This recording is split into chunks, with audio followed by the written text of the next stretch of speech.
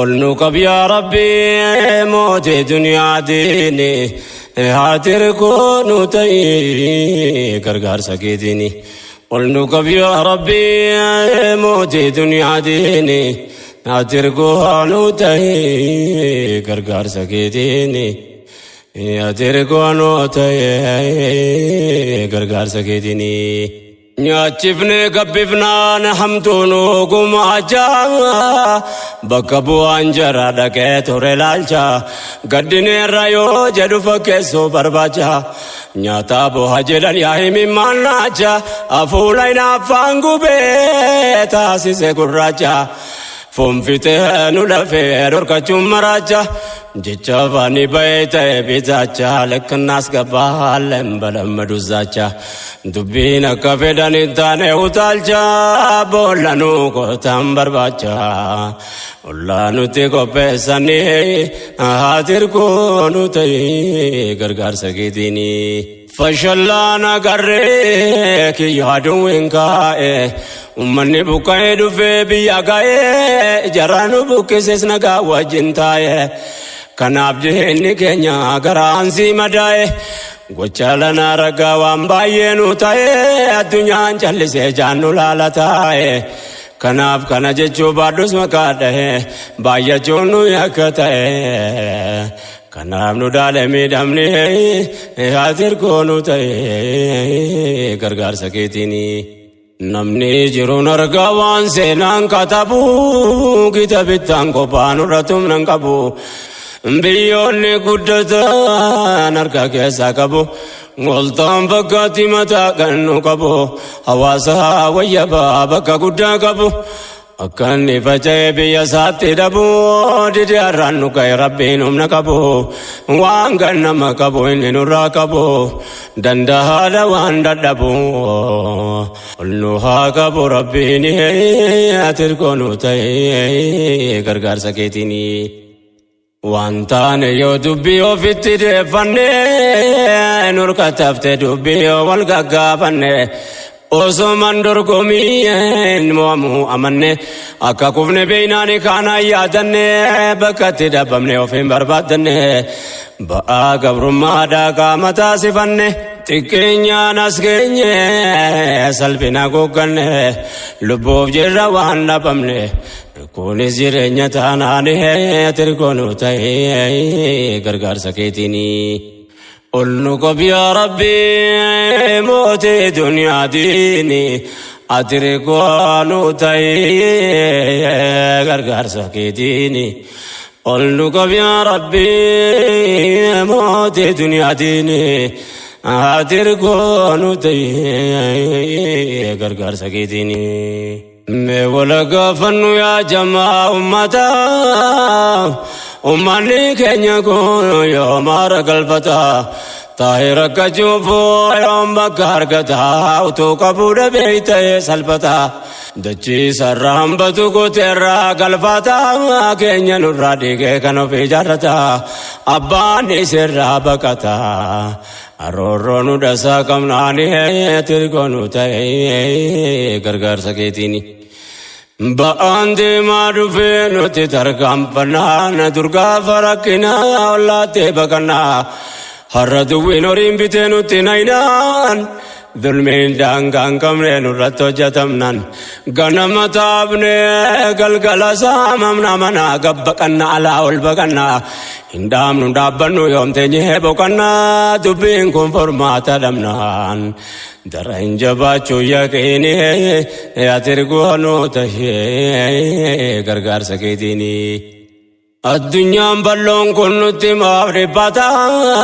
nu dukkana daayinaa kaan numaan ibsata kaan dhamaan markata kaan dhabaaf rakkata kaan dhamaan markata kaan dhabaaf rakkata jedhanii mammaaksan abbootii dubbata yaa hawaasa gaarii yaa arjaa ummata. Arjaa kenneen qubne seenaa kee mul'ata qubsumni kee tolee miidhagaa bal'ata ambatarate galfata nudibne jallalani atirkonu te gargaarsa keetini ya ummata keenya wanni wale damnu kanaaf sana jinne hamba wana mannu kam nabiyya makaa barattiin waamamnu bakkatti banne sanoofa barbaadannu yeroonnu gamtoomne mala wal gaafannu sanyii filatamaa akka qopheeffannu arfaasaansaa amma yeroon facaafannu dhimma biyyoomaa irratti dhaabbanne hin daawwannu rabbitti hirkanne acha tarkaanfannu gamtoomne hirmaannaan boritti hin qaanfannu egeree barrumaa yaannu waan rabbiin nu laaffiseni atirkoonu ta'e gargaarsa keetini rakkoo amman furamin dhaloota baadhataa nukkuba fiida abbaa barbaadata abbaa bu'aa kaakoon ilmaan hin gaafata gaafin gaafii ta'e maaliif tarkaanfata dhaloota tintaanu gaafata yoo ilaaheen jedhee nurratti dhaabbata gamtoomne bobbaanan karaa gabaabbata ummata miidhame rabbi gargaarrata argachuuf teenya furmaata gamtoomne tattaafannaani atirkoonu ta'e gargaarsa keetini ol nu qab yaa rabbi mootii duniyaatiini atirkoonu ta'e gargaarsa keetini ol nu qab yaa rabbi mootii duniyaatiini atirkoonu ta'e gargaarsa keetini miidhamaan gargaarsa rabbii guddaa qaba namni humna ta'eef laafaan kamuu jaba kadhannaan du'aayin isaas mustajaaba wanni nama miidhu umriinsaa gabaaba tattaafannaan rabbitu gargaare ol qaba namni rabbiin hirkuma ta'e maal dadhaba nu gargaara rabbiin jabaan hirkoosa taasifannaani atirkoonu ta'e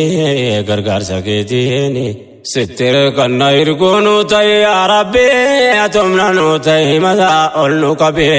ummatam leenca beenu fayyise qalbe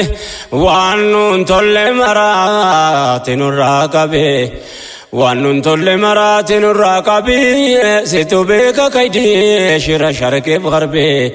dhaalima dhala ilmaan namaa nurraa darbe yaa rabbi adlii keetiin ati nu dhaqqabe daandii akeerra nu dhaabe maslahaa duniyaatiin atirkoonu ta'e gargaarsa keetini atirkoonu ta'e yaa gooftaa jabbaaru harka wal qabate warra waliin waaru namna tirkoo taateef gonkumaan khasaaru ummata diigame rabbiin nuuf ajaaru warra waliif yaadu rakkoo wal gargaaru rabbiin waa taasisu hamtuun waa baraaru aduwwi ilmaan namaa akka nurraa qaaru kan ummata miidhee gammadee bohaaru yaa ilaahi keetii faaruun shirrii nurratti hin dhiisini atirkoonu ta'e gargaarsa keetini igiriin dhaloota ruma mul'ata yoo harrangoo labiin bor ilmaan eeggata jecha kana caalaa nama naaf hubata yaa hawaasa bal'aa godaana ummata ilmaan keenya gayoom godaansaaf dhalata dhalati rakkate dhiiseerraa baqata rabbiin nuuf kennee furmaata rahmatummaa keessan ani atirkoonu ta'e gargaarsa keetini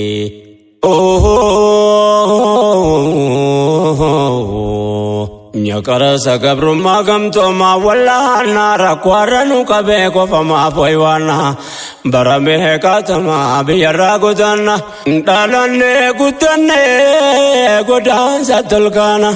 laala baqattummaa dhuyne walabaafna waan dubbataa dhufne asumatti dhaamna waa'ee godaansaarraa waa dubbachuuf yaanna sagaleedhaan adda baafna bara dabre waliin atirkoonu ta'e